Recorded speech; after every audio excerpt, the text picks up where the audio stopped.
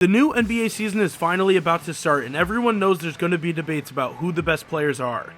Some guys went off in the Olympics, other players are on new teams, and some gained over 50 pounds of muscle in the offseason. So in this video, we'll be breaking down the best player at every position in the NBA by giving the top 5 candidates. And don't worry, we'll explain all our choices. Make sure to stay tuned because towards the end, we'll reveal who the top 5 sixth men in the league are. Let's start with the guy who runs the offense for NBA teams, and that's the point guard position. If I had to choose the group in the NBA with the most talent, I would honestly say the guard spots are the hardest to decide.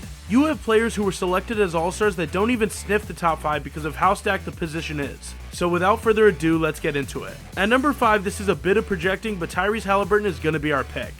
I wanted to go with Ja Morant, but honestly, he hasn't played in a little bit because of the injury and suspension. So right now, I'd say he's TBD. But last season, Haliburton led the NBA in assists per game with 10.9 and started off the year red hot, which is why he was an all-star in the first place. The second half was a little bit inconsistent by Indiana's star, but he was only 24, so he should be a lot better. The fourth best point guard in 2025 will be the king of New York, Jalen Brunson. A couple years ago, people were saying he was overpaid by the Knicks and that he wouldn't pan out, but now, he's one of the best players in the entire NBA. He was phenomenal in the playoffs, and if the team around him wasn't so injured, I guarantee they would have made the Eastern Conference Finals. I expect him to finish as a top 5 MVP candidate again and possibly crack the top 10 players in the entire league. The top 3 is where this conversation gets spicy, and I know I might get some hate for this, but at 3, I have Steph and Curry. I know, this guy has been one of the faces of the league for a long time, and he's still the greatest shooter on the planet. And having him fall to 3 is definitely not me hating, because he was awesome for Team USA and can still clearly ball out. But there's some younger guys in the league who I think took a huge jump this year and that deserve to be above him. So at number 2, we have Shai Gilgeous-Alexander. If you said Curry was better than him, I wouldn't be mad, but at this point in time, I think Shai has the edge. He's coming off of a season where he averaged 30 points a night and 2 steals a game. And if you watch the Thunder at all, he made it look easy. He was also the best player on a team that went from the 10th seed to the 1st seed in the West. And it only took them 1 year, so yeah, I'm gonna give him the edge. And the best point guard in 2025 will be Luka Doncic, which isn't up for debate. He led his team to the finals this season after averaging 34 points, 9 rebounds, and 10 assists per game. Even though he wasn't the MVP, he probably should have been, and many people were saying this after the award was announced. Let us know in the comments down below who last year's MVP should have been. But yeah, Luka is our best PG for 2025, so let's move on. Shooting guard is another skill-heavy position, and the top 3 are honestly all guys that could be at that one spot. But for now, let's take a look at number 5.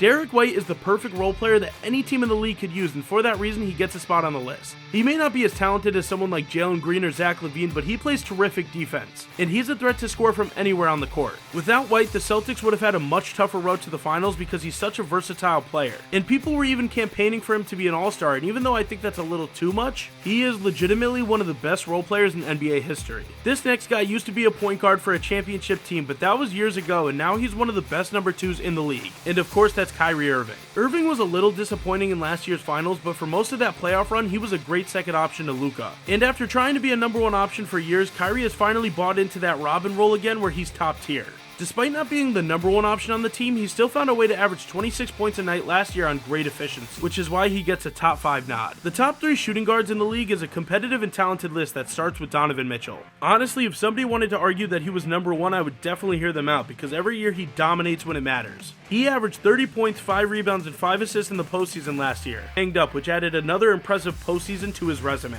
More people definitely need to appreciate Spider's greatness. I may get some more hate that this next guy isn't number 1, but at the 2 spot, give me Anthony Edwards. He balled out last year and took a huge leap from one of the better players in the league to one of the best. He led the T-Wolves to the Western Conference Finals after beating the Nuggets in round 2, and it looks like he's going to be the face of the league for a long time. The reason I don't have him number 1 yet is because I need to see just a little bit more before I give him the nod. Because Devin Booker has been doing this for years now, and I don't think people understand how good he truly is. I know Ant beat him in the playoffs, but Booker has been averaging over 25 points efficiently for the past 6 years. And that can't go unnoticed. He's a threat from anywhere on offense, and with Team USA this summer, he showed how much he's improved on the defensive side of the ball. This ranking could definitely flip as the season goes on, and honestly, I think it will, but if we're talking about right now, give me D-Book. There's also a lot of really talented small forwards in the league, and I'm not gonna lie, these players are a bit older. And at number 5, we have Kawhi Leonard. Talent-wise, he's probably still a top 4 small forward in the league, but he just doesn't play enough games anymore to be in that conversation.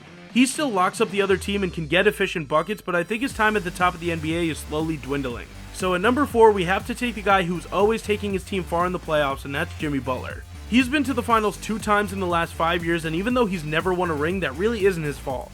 Butler is literally known for his ability to turn it up a notch when playoff time comes, and he always gets it done on both sides of the ball, which is why he definitely deserves a top 4 spot. Kevin Durant is the next small forward on the list, and this was a pretty obvious one. Even at the age of 36, KD is still a unicorn that can score buckets in any way possible, and he honestly shows no signs of slowing down. He's had a few injuries that hindered his play a little bit, but he still played 75 games last year, and he was a key part in Team USA's gold medal this summer. Some of you might say that he should be higher, and I don't hate that, but the next 2 guys on the list aren't bad choices either, so hear me out. Finishing at second in our race for best small forward in the NBA is LeBron James, who's had that title for almost the entire 2000s. At age 39, LeBron just won the MVP of the Olympics for basketball, he finished last season on an All-NBA team, and he averaged 25 points to go along with 8 assists. This type of dominance is unlike anything we've seen in the sport of basketball, and somehow the guy still has haters.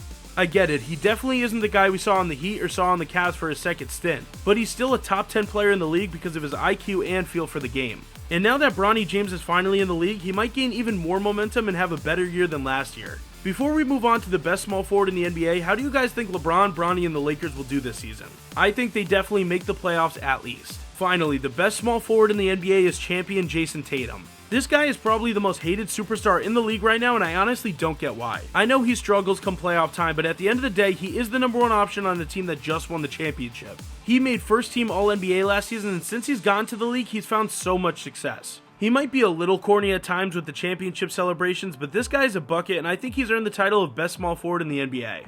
Power forwards in the NBA are tough to rank because some of them switch to centers at time, but I'm going to give it a shot. Keep in mind I'm counting both Anthony Davis and Karl Anthony Towns as centers, so don't expect them in this portion of the video. The 5th best power forward heading into 2025 is going to be Lauri Markkanen. Even though his numbers went down last year compared to 2022, Markkanen still averaged 23 points a night. And he also shot 40% from 3 on 8 attempts per game. The Jazz aren't very good, but I don't think these are empty stats because they still won 37 games and the buckets he gets are very real. At the 4th spot, this may seem a bit disrespectful, but I have Pascal Siakam. Siakam is really good, and now that he gets a full year with the Pacers, I think they're going to be even better. But I do think he's pretty much hit his ceiling of what type of player he's going to be. And I don't think that warrants being a top 3 power forward in the league.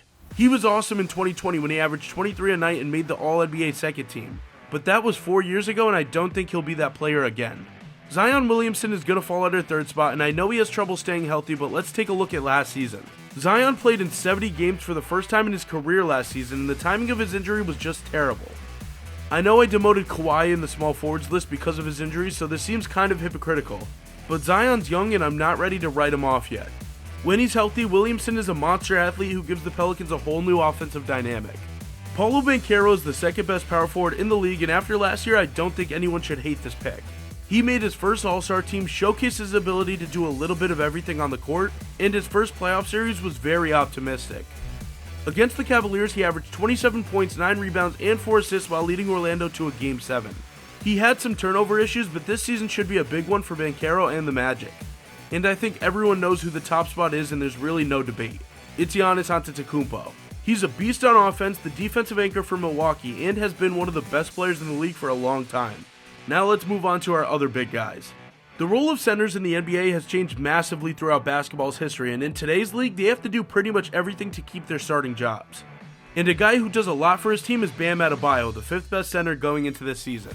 I'm really surprised he doesn't have a Defensive Player of the Year yet because honestly, I think he's the most versatile in the NBA. He's fine on the perimeter when guarding different wings, and even though he's shorter than some centers, he still gives them trouble. The reason he's number 5 is because his offense is a bit limited since he can't really shoot the 3 ball, but he's still one of the best in the league. At number 4, I have the French alien Victor Wembanyama. Right now, he's the betting favorite to win Defensive Player of the Year, and his rookie season was one of the best we've ever seen. Once he got adjusted to the NBA, he was doing things that no one in the history of the league has done. He can shoot the 3, defend the paint better than anyone, and his finishing at the rim gets better with each game. There's a reason he was one of the most hyped prospects ever, and when it's all said and done, he has legit GOAT potential. Anthony Davis is the next guy on our centers list, and after next year, Wemby could definitely pass him. But last year, Davis had one of the best seasons he's ever had. He played the most games he's ever played and averaged a 25-point double-double. Along with being one of the best defenders in the NBA, his offensive game is wide open, and that's why he's so high. The process, Joel Embiid is sitting at number 2, and honestly, these next 2 guys might be the best players in the league. The stuff that Embiid could do at his size is ridiculous, because he's one of the best mid-range shooters in the NBA while playing great defense and stretching the floor. If he can stay healthy, the 76ers are a real threat in the East. And finally, Nikola Jokic is not only the best center in the NBA, but he's the best overall player. He's won 3 out of the last 4 MVPs, and he's the engine behind the Nugget. I said I would go over the 6 men earlier in the video, so let's quickly go over the best bench options in the league. At number 5, I think Buddy Hield is going to have a great bounce back season with the Warriors. Golden State's identity is shooting, and he's definitely one of the best guys in the league for that. It was definitely a shock when Dante DiVincenzo was traded to the Timberwolves, but honestly I think it was the best thing for him. His role is going to be bigger on the Timberwolves, and we all know what Dante can do, especially when he heats up from beyond the 3-point line. We have his new teammate and last year's 6th Man of the Year winner Naz Reid up next, and he could honestly be higher. He does so much for the squad and provides great minutes off the bench, both defensively and offensively. DiVincenzo's former college and NBA teammate is finishing at second as the best 6th man in the NBA, and that's Josh Hart. He does a little bit of everything from guarding big men to grabbing rebounds he shouldn't even come close to. He's a player that every team could use. And finally, the best 6th man going into 2025 is Malik Monk. He's a microwave option off the bench for the Kings, and now that they have DeMar DeRozan, they're going to be true contenders. And those are all the position rankings for 2025. If you liked the video, make sure to click on the screen for more basketball content.